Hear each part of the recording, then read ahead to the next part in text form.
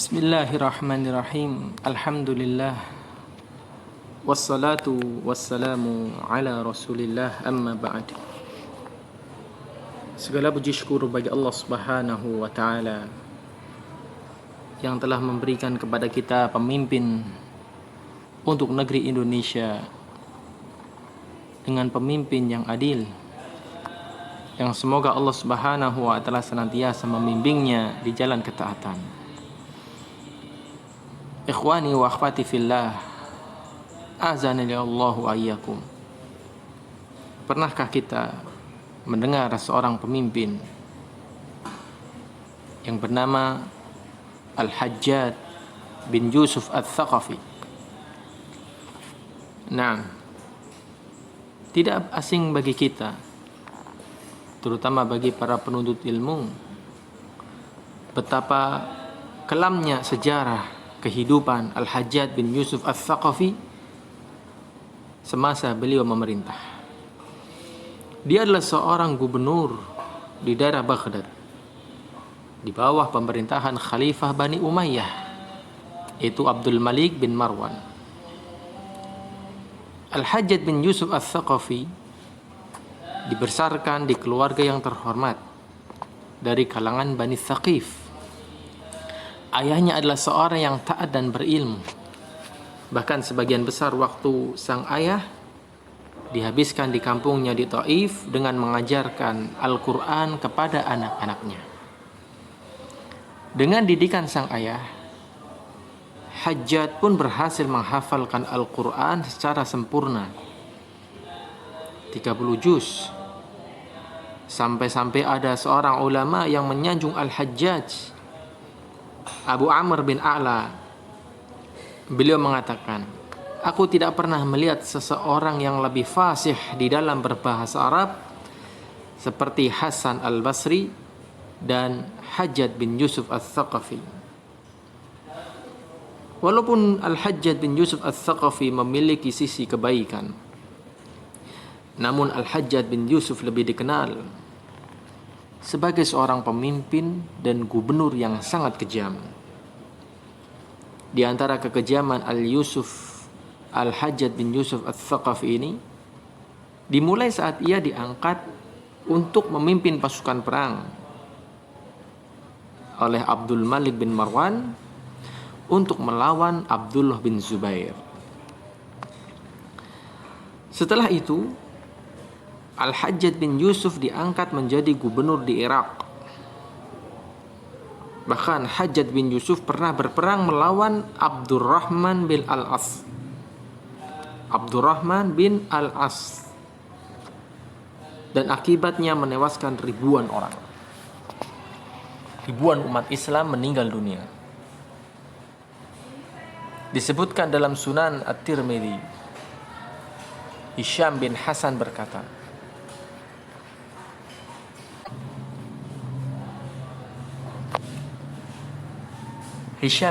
berkata, mereka menghitung jumlah manusia yang dibunuh oleh Al-Hajjaj, yaitu dengan cara dibunuh, tidak diberi makan dan diberi minum. Jumlahnya mencapai 120.000 orang manusia. Betapa kejamnya Al-Hajjaj bin Yusuf Al-Thaqafi. Bahkan lisannya pun demikian. Al-Hajjaj bin Yusuf Al-Thaqafi pernah berkata di mimbar Al-Wasit, di kota Wasit. Al-Hajjaj bin Yusuf mengatakan, Abdullah ibn Mas'ud adalah pemimpin golongan orang munafik. Kalau aku menemuinya, aku akan basahkan muka bumi ini dengan darahnya. Betapa kejamnya lisannya mencaci maki sahabat Nabi yang mulia, Abdullah ibn Mas'ud radhiyallahu anhu. Bahkan Al-Qa'qa' bin As-Salt berkata, Al-Hajjaj pernah berkhutbah. Di sela-sela khutbahnya, Al-Hajjaj mengatakan, sesungguhnya Ibnu Zubair telah mengubah Al-Quran. Semua yang dicela oleh Hajjaj bin Yusuf Al-Thaqafi adalah orang-orang mulia, orang-orang yang saleh, Namun dengan kebengisannya, dengan kekejamannya, Al-Hajjaj bin Yusuf mencaci maki mereka. Bahkan dalam lembaran-lembaran sejarah, Imam Adz-Dzahabi rahimahullah menyebutkan tentang kekejaman Al-Hajjaj bin Yusuf Ats-Tsaqafi, tentang kelicikannya, tentang tipu dayanya, tentang kejahatan-kejahatan yang dilakukan oleh Hajjaj bin Yusuf Ats-Tsaqafi.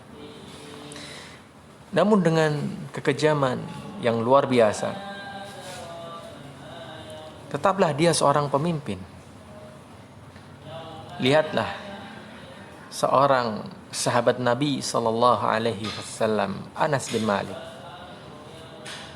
Diriwayatkan dari Zubair bin Adi berkata, "Ataina Anas bin Malik fasyakawna ilaihi ma nalqa minal Hajjaj." Kami pernah mendatangi Anas bin Malik. Kami mengadukan kepada Anas bin Malik tentang kekejaman Al-Hajjaj kepada beliau.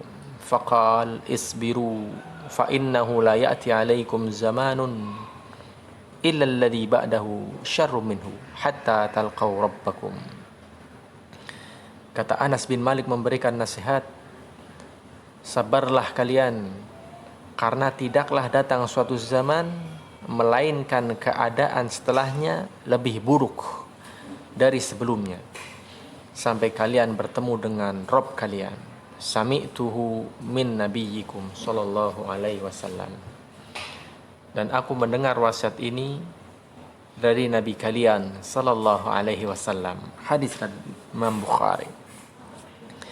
Lihatlah sahabat Anas bin Malik tetap mewasiatkan untuk tetap sabar dengan kekejaman Hajjaj bin Yusuf Ats-Tsaqafi. Tidak memberontaknya, tidak memerintahkan untuk menimbulkan kerusuhan kepada pemerintah. Namun Rasulullah SAW yang disampaikan oleh Anas bin Malik agar senantiasa bersabar. Jadi pemerintah kita, seburuk apapun perlakuan mereka kepada rakyatnya, tetaplah dia pemimpin kita